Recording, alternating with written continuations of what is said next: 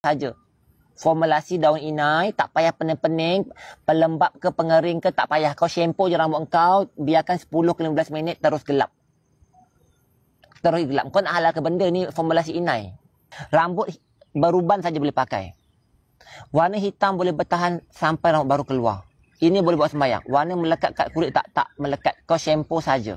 Shampoo rambut 10-15 minit auto hitam. Cuba tengok combo. Besar gila boleh tahan sampai setahun. Satu botol kalau rambut panjang boleh pakai sampai 30 kali. Rambut pendek boleh pakai 50 kali. Okey, terus hitam. Tak ada orang jual harga ni. Ini shampoo papa. Ini iPhone sebelah-sebelah. Sebelah-sebelah tengok. Sebelah-sebelah. Memang besar, memang mega. Pakai hari ni, rambut terus gelap hitam terus. Pewarna rambut mega-mega. Ini 500 ml. Expired lagi 3 tahun. Kakak. Cuba kakak tengok combo dapat harga berapa kakak. Kakak, cuba tengok combo dapat harga. Ini pewarna rambut kakak. Warna rambut. Ni shampoo. Aku ni beruban. Kau shampoo 10 minit je. Ini pack salon juga ya. Pack salon. Harga dia berapa? RM90.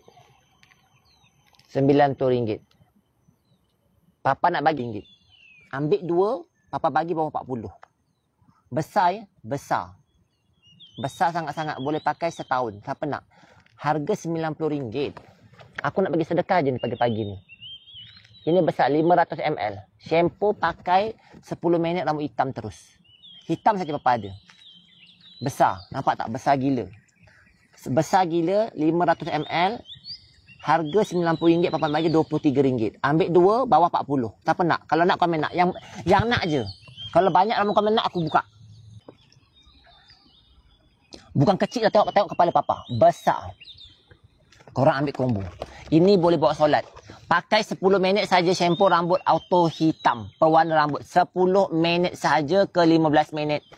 500 ml sayang, pack besar mencanak. Besar gila. Ini korang tengok. Yang ini telefon. Ini telefon. Kau tengok saiz dia. Kau tengok saiz dia besar. Besar aku bagi ni. Aha.